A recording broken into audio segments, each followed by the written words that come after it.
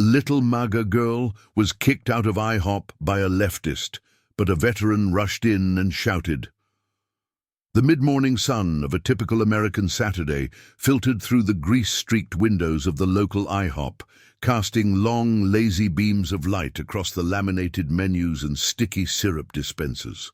To the casual observer, the scene was the very picture of domestic tranquility.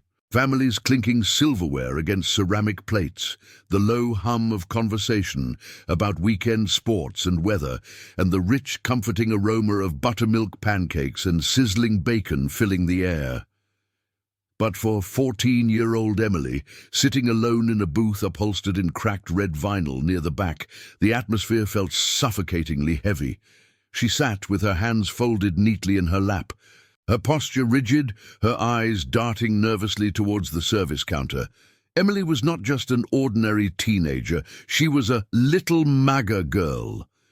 In a world that increasingly demanded conformity to the woke agenda. Dressed in a modest, pale pink Sunday dress with a delicate white lace collar, a stark contrast to the grunge and apathy of her peers, Emily looked like a relic from a gentler, more respectful era. Her golden hair was tied back with a simple ribbon, revealing a face that usually held a bright, optimistic smile. Today, however, that smile was absent. Pinned proudly, yet dangerously, to the left strap of her pastel backpack, sitting on the bench beside her, was a bright red cap with the white bold letters that ignited firestorms in the current political climate. Make America Great Again. Next to it, on her dress lapel, gleamed a small golden pin of the American flag. These weren't just accessories to Emily, they were her armor. They represented the values her father had taught her, the stories of her grandfather's sacrifice, and her own budding belief that patriotism was a virtue, not a sin. But in her high school, and increasingly in her town, these symbols had marked her as a target. She felt the isolation acutely, a silent pariah in a society seemingly overrun by the radical left. She had come to the IHOP for a moment of solace, a treat after a particularly brutal week at school, where her history teacher had shamed her in front of the class for defending the Founding Fathers. She ordered a rooty-tooty, fresh and fruity breakfast, hoping the sugar would lift her spirits. But as she waited, the air in the restaurant seemed to change. The temperature didn't drop, but a chill ran down her spine. She felt eyes on her, malicious eyes. Behind the service counter, lurking like a predator in the tall grass of bureaucracy, stood Karen. She was the temporary shift manager, a woman in her mid-30s who wore her ideology like a weapon. Her hair was dyed a violent, unnatural shade of neon purple, shaved on the sides in a style meant to signal her rejection of traditional beauty standards. Her uniform was littered with unauthorized buttons, a rainbow fist, a "Smash the Patriarchy" slogan, and a crossed-out image of the American nuclear family. Karen was a true believer in the radical leftist doctrine, a foot soldier in the culture war who viewed her shift at the Pancake House not as a job, but as a platform for activism. To her, customer service was secondary to ideological enforcement. Karen had been watching Emily since the moment the girl walked in. The sight of the red cap on the backpack and the flag pin on the dress triggered a visceral, chemical reaction of rage in Karen's brain. She didn't see a 14-year-old girl enjoying a meal. She saw the enemy. She saw a symbol of the oppressive system she railed against on social media every night. In Karen's twisted worldview, Emily's very existence, her innocence, her tradition, her quiet patriotism, was an act of violence against the marginalized. The narrative Karen consumed daily told her that tolerance meant silencing those she disagreed with, and today she decided she would not be silent. "Look at her," Karen muttered to a younger, terrified waiter who was trying to load the dishwasher. "Sitting there with that hate symbol, in my restaurant. It's disgusting. It makes this place unsafe." "She's just a kid, Karen," the waiter whispered, keeping his head down. "There are no kids in the revolution," Karen snapped, her eyes narrowing. "That is indoctrination. That is white supremacy in a pink dress, and I'm going to put a stop to it." Emily saw Karen step out from behind the counter. The woman didn't walk. She marched. Her combat boots thudded heavily against the tiled floor, a rhythm of approaching doom. Emily's heart began to hammer against her ribs. She instinctively reached out and pulled her backpack closer, trying to shield the MAGA hat, but it was too late. The target had been acquired. The other diners, sensing the sudden shift in energy, quieted down. The clinking of forks stopped. An uncomfortable silence descended over the IHOP, the kind of silence that precedes a public execution. Karen arrived at the table and loomed over Emily, casting a long shadow that blocked out the morning sun. She placed both hands flat on the table, leaning in until her face was inches from Emily's. The smell of stale coffee and bitter anger radiated from her. "We have a policy here," Karen began, her voice deceptively low but trembling with suppressed fury, "against hate speech, against symbols of oppression." Emily swallowed hard, her voice tiny. I ordered the pancakes. I'm just eating breakfast." "Don't play innocent with me," Karen hissed, her volume rising as she pointed a manicured finger at the backpack. "That hat, that pin, do you know what those represent? Do you know how unsafe you are making my staff feel right now? You are broadcasting a message of racism, sexism, and fascism." "It's just a hat," Emily stammered, tears stinging the corners of her eyes. "It supports the president. It supports my country." "Your country," Karen laughed, a shrill, manic sound that echoed off the walls.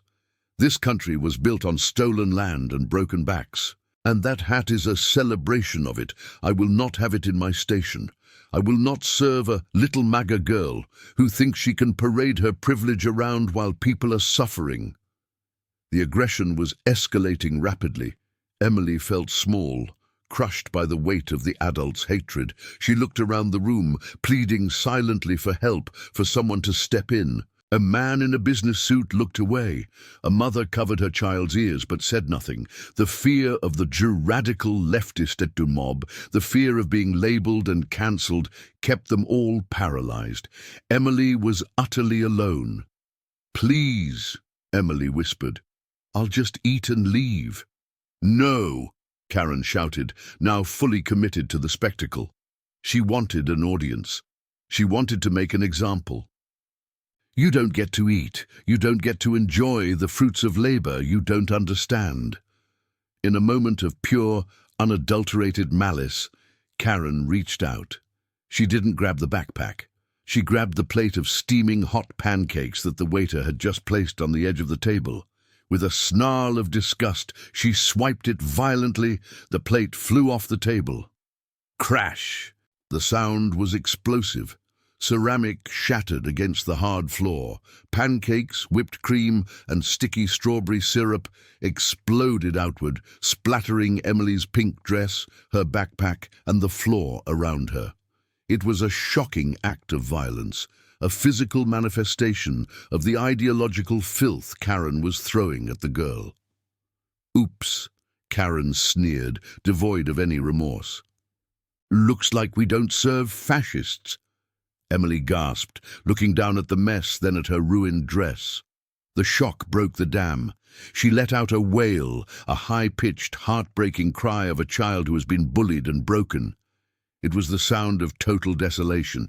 She curled in on herself, sobbing, Why are you doing this?" The scene was a tableau of modern tragedy. A weeping child surrounded by the wreckage of her innocence, standing before a triumphant, smirking tyrant of the leftist ideology. The hopelessness was absolute. The darkness had won, or so it seemed. At the very front of the restaurant, the double doors pushed open. The bell chimed, a small, hopeful sound in the tense silence. Through the glass, a silhouette appeared. He was tall, his spine straight as a steel rod despite the weight of years. He wore a service cap with the majestic eagle insignia. The sunlight caught the glint of gold on his shoulders and the kaleidoscope of ribbons on his chest. And two. Veteran. A man of honor from a time when giants walked the earth had just entered the building. He had not yet seen the atrocity in the back, but the vibrations of injustice were already calling to him. The little MAGA girl was at her lowest point, drowning in the cruelty of the woke agenda, unaware that her salvation had just walked through the door. The echo of the shattered plate seemed to hang in the air for an eternity, a jagged scar on the morning's peace. On the linoleum floor, the ruins of the rooty-tooty fresh and fruity breakfast lay in a grotesque sprawl. Golden pancakes sodden with syrup, strawberries like clots of red amidst the white debris of ceramic shards. Emily, the little MAGA girl, stood frozen, her eyes wide with a terror that transcended the loss of a meal. She was staring into the abyss of pure, unadulterated hatred, and it was wearing a name tag that read Karen.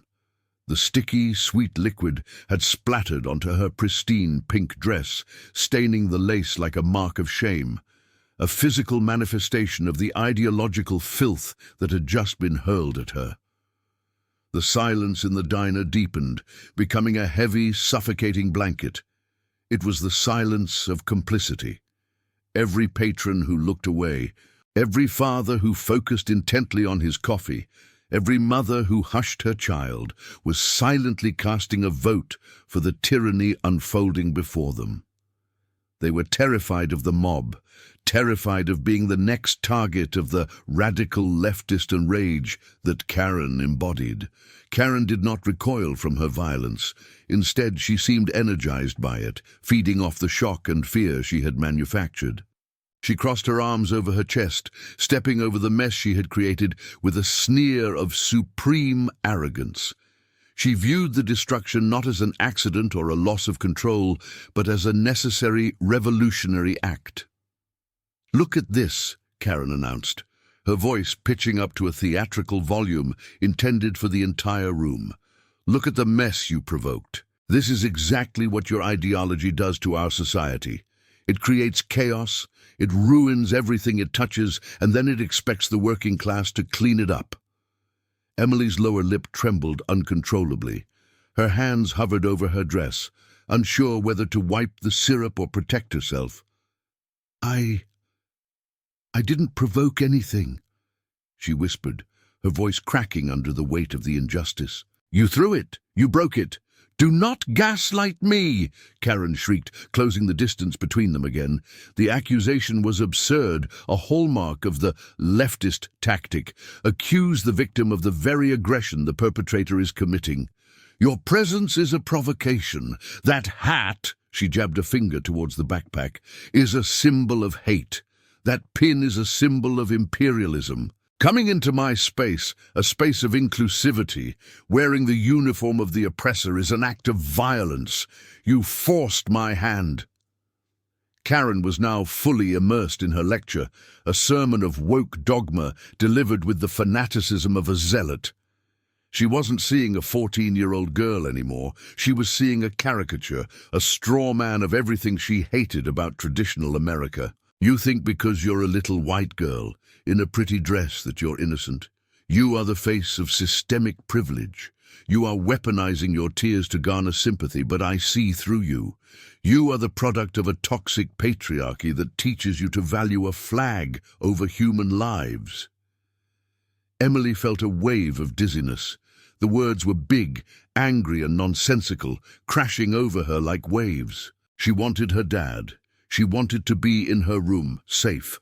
She looked down at the flag pin on her lapel, the stripes, the stars.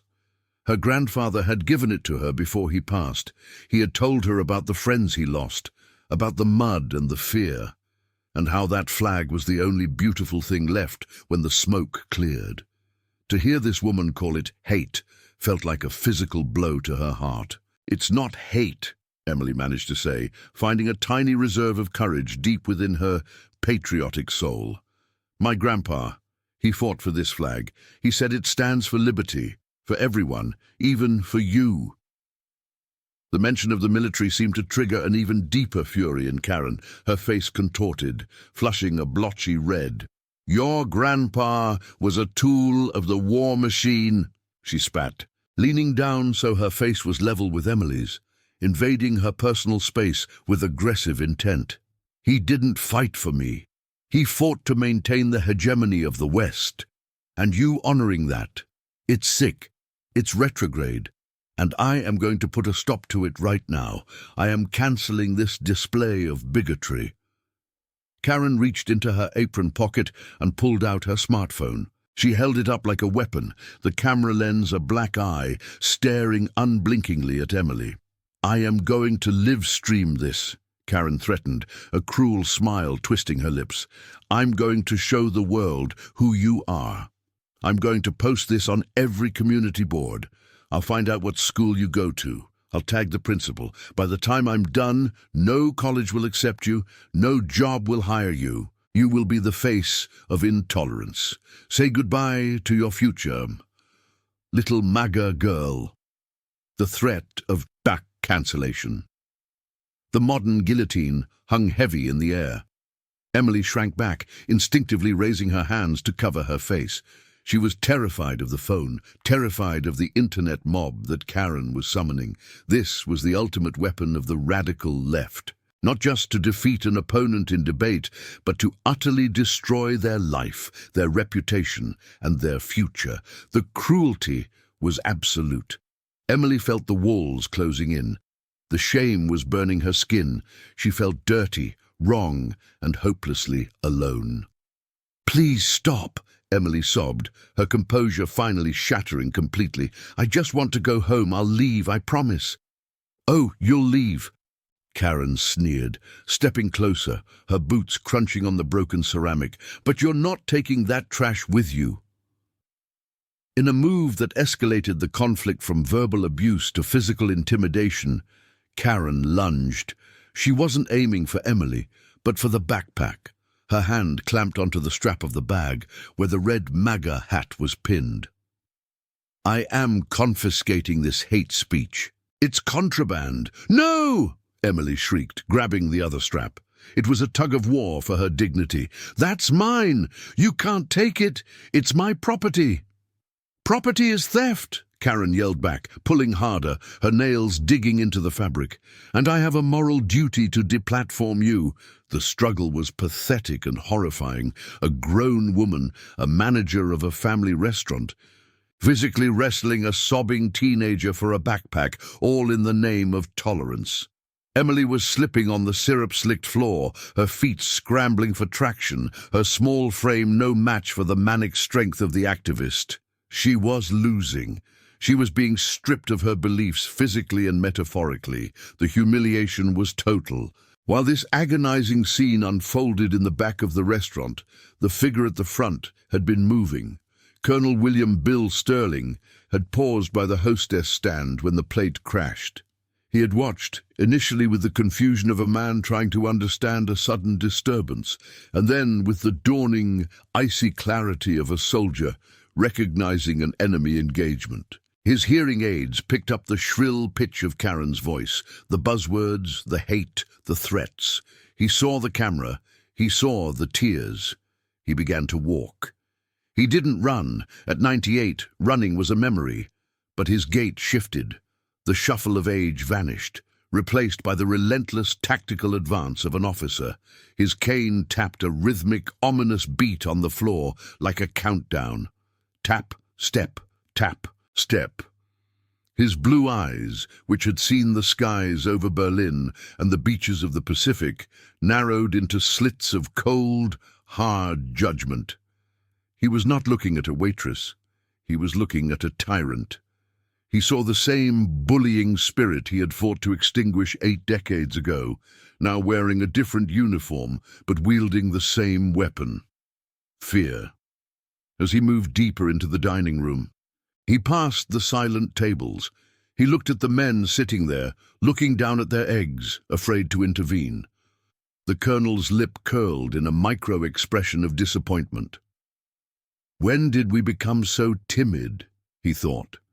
When did we let the loud minority silence the decent majority? He reached the perimeter of the conflict, just as Karen gave a violent yank on the backpack, causing Emily to stumble to her knees into the puddle of syrup and broken glass. "Let go!" Karen screamed, her face a mask of triumphant rage.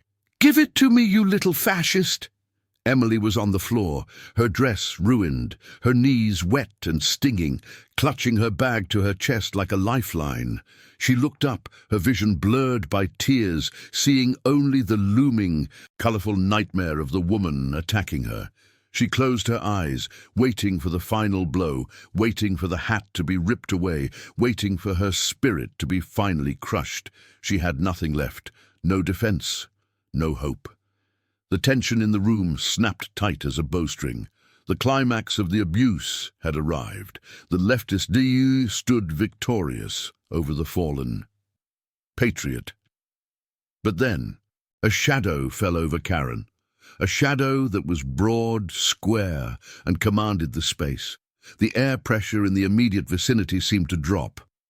The smell of syrup was suddenly cut by the scent of old spice, starch, and polished brass. The colonel had arrived. He stood directly behind Karen, a silent monolith of history.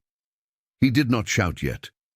He simply inhaled, a deep, powerful breath-filling lungs that had once breathed thin, high-altitude air in the defense of liberty.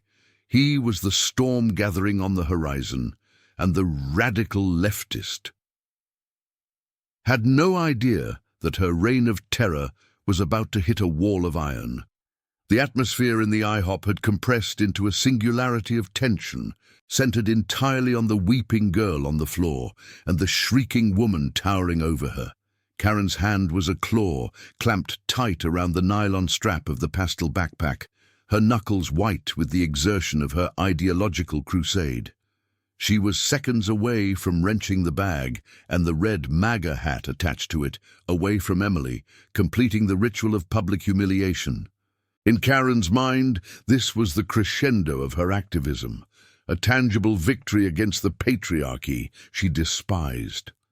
She opened her mouth to deliver the final verdict, to scream, "You are cancelled," into the face of the terrified teenager. But the sound never left her throat.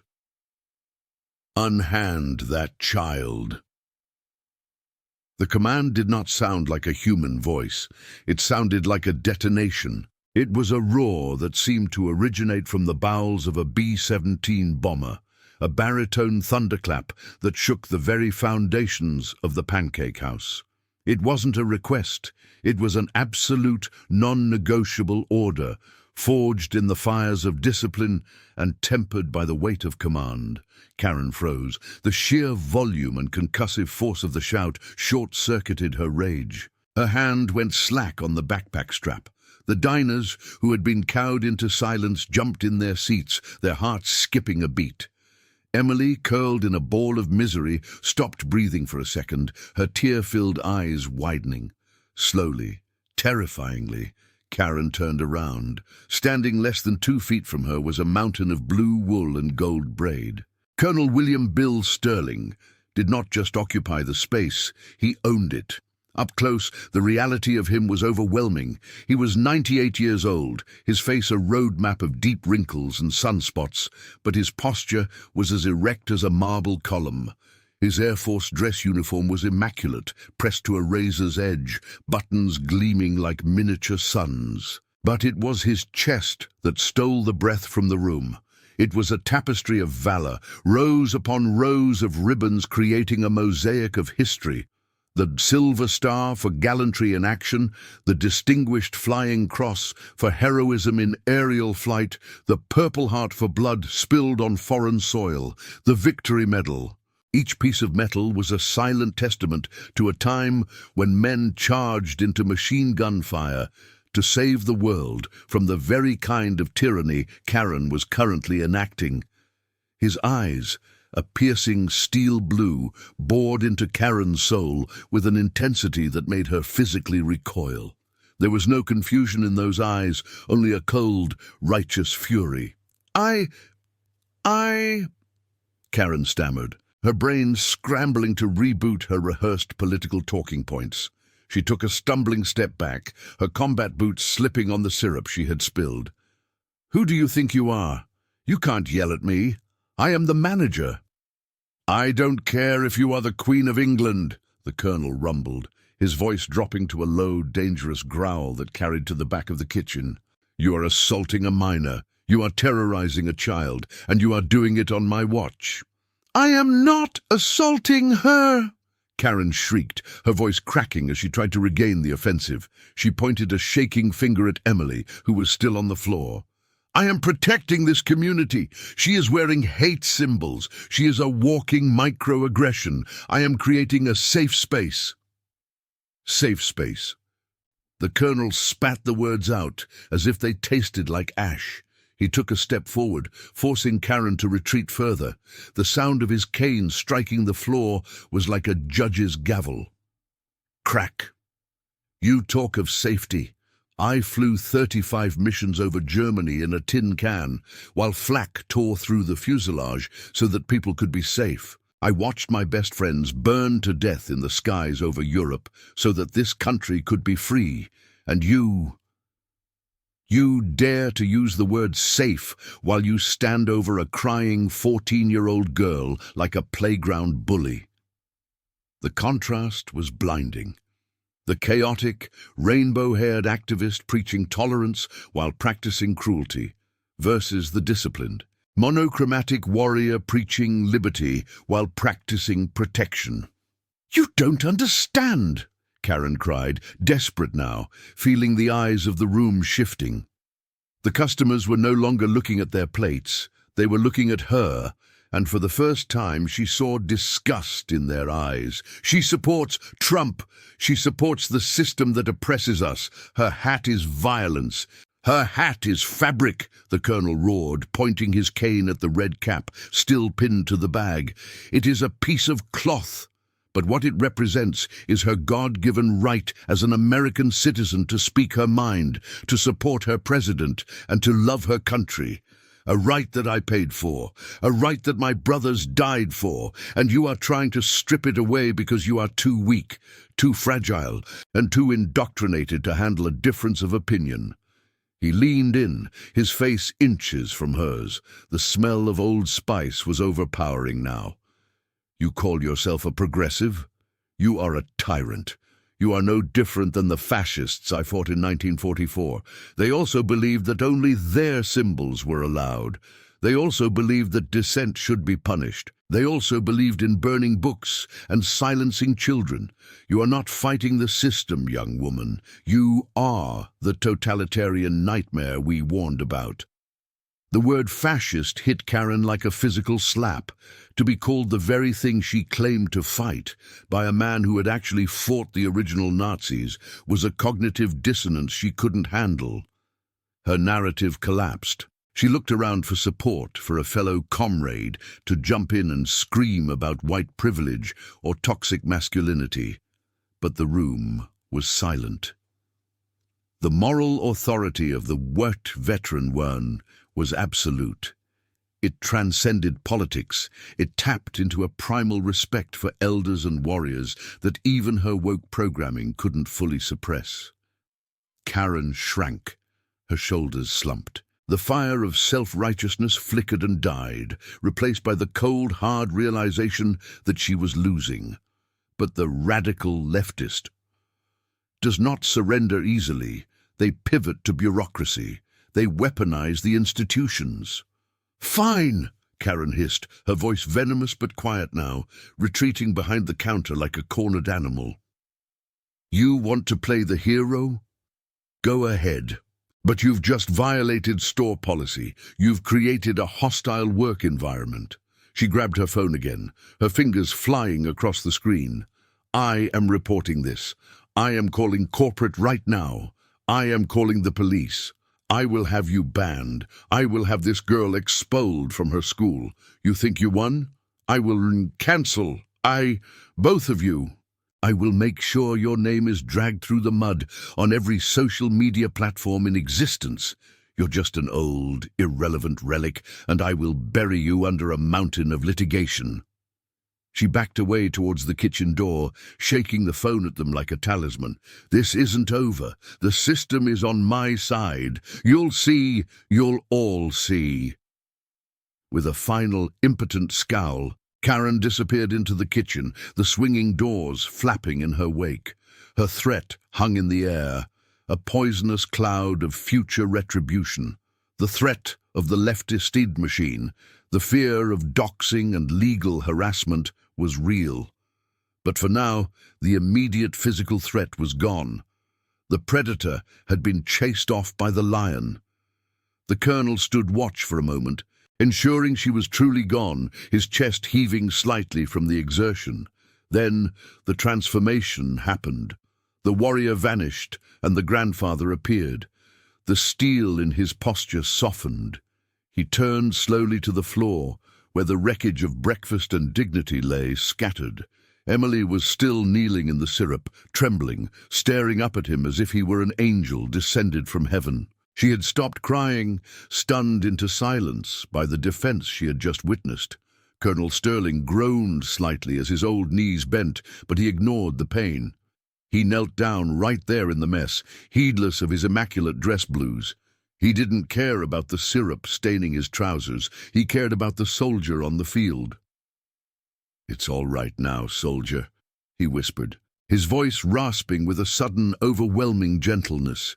He reached out a hand that was weathered, spotted with age, and shaking slightly, but strong as oak. "Report status. Are you injured?" Emily looked at his hand, then at his face. She saw the kindness in his blue eyes, a kindness that demanded nothing in return. She reached out and took his hand. It felt warm and rough. I'm okay," she stuttered, wiping a sticky tear from her cheek. "My dress, my hat." "Material losses," the colonel said with a soft smile, pulling a pristine white handkerchief from his pocket and gently dabbing a spot of syrup from her forehead. "Uniforms can be cleaned, hats can be replaced, but honor, courage, those are things they can't take unless you give them up. And you, young lady, you held the line." He helped her to her feet. She was shaky, her legs wobbly, but he held her arm firmly, acting as her crutch. He looked at the other diners, who were now staring with a mixture of awe and shame. "Show's over," the colonel barked at the room, though without the malice he had shown Karen. "Go back to your eggs, and maybe next time find your spines a little sooner." He turned back to Emily, looking her in the eye. "My name is Bill, Colonel Bill Sterling, and I would be honored if you would join me for breakfast. I believe we have some strategizing to do. The enemy has retreated, but they always come back. We need to get you cleaned up and prepared." Emily nodded, a fresh wave of tears coming, but these were different. These were tears of relief, of gratitude, and of belonging. She wasn't alone anymore. The leftist had tried to break her with hate, but a patriot had rebuilt her with honor. The battle was won, but the war for her future, and the future of her values, was just beginning, and she now had a general to guide her. The silence that followed Karen's retreat into the kitchen was heavy, but it was no longer the oppressive, fearful silence of a hostage situation. It was the stunned, reverent silence of a battlefield after the artillery has stopped, where the survivors look around to assess the landscape of their survival. Colonel William Bill Sterling did not bask in the quiet. He utilized it. With the gentle but unyielding grip of a grandfather guiding a child through a crowd, he steered Emily away from the sticky, humiliating wreckage of her breakfast. He did not simply walk her to another table. He escorted her, placing his body between her and the kitchen doors, a living shield against any further venom that might spew from the biased, radical leftist stronghold in the back. He chose a booth by the window, bathed in the natural, unfiltered light of the late morning sun, a sharp contrast to the fluorescent gloom of the confrontation. The symbolism was deliberate. They were stepping out of the shadow of ideology and into the light of truth. "Sit," the colonel said, his voice now a warm rumble, stripping away the command tone he had used on the antagonist. He waited for Emily to slide into the red vinyl seat before lowering himself opposite her, his joints popping audibly, a reminder of the physical cost of his long life of service. He placed his service cap on the table with reverence, aligning it perfectly with the edge, a habit of discipline that 80 years of peace hadn't eroded. A different waitress, a young woman with kind eyes who looked as terrified of Karen as Emily had been, approached the table tentatively. She held a fresh pot of coffee and a menu, her hands trembling slightly. I'm so sorry, sir. I'm so sorry, miss," she whispered, glancing nervously at the kitchen. "We're not all like her, honest. We need the job." The colonel looked at her, his expression softening. He understood the tyranny of fear. "I know, daughter, courage is a muscle. It takes practice to use it. Bring this young lady the biggest stack of pancakes you have, chocolate chip and a hot chocolate, and coffee for me, black, no sugar." As the waitress scurried away, grateful for the grace, Colonel Sterling turned his full attention to Emily. She was wiping the last of the tears from her face, her chest still hitching with the aftershocks of the trauma. She looked at her lapel. The flag pin was crooked, but still there. She looked at her backpack on the seat beside her. The red MAGA hat was stained with a drop of syrup but unbowed. "You're worried about what she said?" the colonel stated, not asking. He read people like maps. "About the phone, the internet, the cancelling." Emily nodded, staring at her hands. "She said she'd ruin my future. She said colleges wouldn't take me. She said I'm a fascist." The word tasted like poison in her mouth. "I just wanted to support my president. I didn't want to hurt anyone." The colonel reached across the table. His hand, large and weathered, covered hers completely. "Listen to me closely, Emily. That woman used a weapon called projection. Everything she accused you of, hate, intolerance, fascism, she was guilty of herself. She threatened to cancel you because she cannot debate you. That is the tactic of the radical left. When they cannot win on logic, they attack the person. They try to make you an unperson. They try to make you afraid to speak." He leaned back, taking a sip of the water the waitress had dropped off. "But she made a tactical error. She mistook loudness for power. She thinks the system, the HR departments, the social media mobs, the woke corporations, is the ultimate authority in this land. She is wrong." A glint of steel returned to his eyes. "We have a constitution. We have a Bill of Rights. These are not suggestions. They are ironclad shields. I fought for them, and I still have friends who fight for them in courtrooms." He pulled a sleek, old-fashioned leather notebook from his pocket, wrote down a name and a number, and slid it to her. "This is my son. He is a civil rights attorney. He eats people like Karen for breakfast. I'm going to have a talk with the owner of this franchise, who happens to be an old friend from the VFW. And then my son is going to ensure that the footage of that assault is preserved. Not to hurt you, but to protect you. That woman committed assault and battery on a minor. She violated your civil rights. The system she thinks she owns is about to crash down on her head with the weight of the actual law." Emily felt a physical weight lift off her shoulders. The monster under the bed wasn't a monster. It was just a loud, mean bully, and bullies could be stopped. "So, I don't have to take off my hat?" The colonel laughed, a rich, genuine sound that made the nearby diners smile. "Take it off. Young lady, if I had one, I'd put it on right now to join you. That hat represents a movement of people who love this country, who want to see it prosper, who want safe borders and strong families. There is no shame in that. In fact, in times like these, wearing it is an act of bravery. You are a frontline soldier in a culture war, whether you signed up for it or not, and today You held the line. The food arrived, steaming and fragrant, a mountain of normalcy. As Emily ate, the color returning to her cheeks, the atmosphere in the diner shifted completely. The fear broke. A man 2 tables over, the one in the business suit who had looked away earlier, stood up. He walked over, looking sheepish. "Sir," the man said, addressing the colonel but looking at Emily, I just wanted to say thank you, and I'm sorry. I should have said something. I let that happen." He looked at Emily. "I voted for him too, sweetie. I keep it quiet at work. Seeing you sit there, taking that abuse, and then seeing you, Colonel, it woke me up." "Apology accepted," the colonel said with a nod, "but don't go back to sleep. Evil prevails when good men do nothing. Remember that." One by one, others came over. A mother touched Emily's shoulder and whispered, "You're a brave girl." An older trucker gave the colonel a thumbs up and said, "God bless our vets."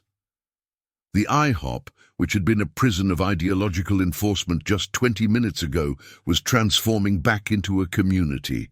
The patriotism that had been suppressed by the loud, angry minority was bubbling up, revealed to be the majority sentiment after all. They just needed a leader to break the spell of fear. As they finished their meal, the colonel insisted on paying. "My treat," he said, waving off her protest. "It's the least I can do for a fellow patriot." He helped her gather her things. He took a napkin and carefully, reverently, wiped the spot of syrup off the brim of the red MAGA hat. He fluffed the bow on her backpack. Then he escorted her to the door. The exit was not an escape. It was a victory parade. Karen was nowhere to be seen, likely cowering in the office or already facing the wrath of the owner on the phone. The air outside was crisp and clean, smelling of asphalt and freedom. On the sidewalk, Colonel Sterling turned to face Emily. He adjusted his cap, standing at full attention. The 98-year-old warrior looked at the 14-year-old girl, and he didn't see a child. He saw the future. He saw the generation that would have to carry the torch he was preparing to set down. "Emily," he said seriously, "the world is going to try to tell you that you are wrong. They will try to tell you that loving your country is hateful. They will try to tell you that tradition is oppression. Do not believe them. You have a fire in you. Keep it burning. Read the Constitution. Know your rights. And never, ever let a bully make you lower your eyes." "I won't," Emily promised, and her voice was strong. The tremor was gone. She stood straighter, her chin up, mirroring his stance. "Thank you, Colonel, for saving me." "I didn't save you," he said, winking. "I just reminded you that you're already safe in the arms of the truth." He stepped back, and with a snap of precision that defied his age, rendered a slow, perfect hand salute. It was the highest honor he could bestow. Emily gasped, her heart swelling with pride. She awkwardly but earnestly returned the salute, her small hand touching her forehead. The colonel smiled, turned, and marched towards his old pickup truck in the parking lot, his bumper sticker reading, "Freedom isn't free." Emily watched him go. Clutching her backpack straps, she touched the flag pin on her chest. She adjusted her red hat. She wasn't just a little MAGA girl anymore. She was an American. She was a defender of the faith. She turned to face the street, ready to walk home, ready to face school, ready to face the world. The mud leftist had tried to break her, but had only succeeded in making her unbreakable.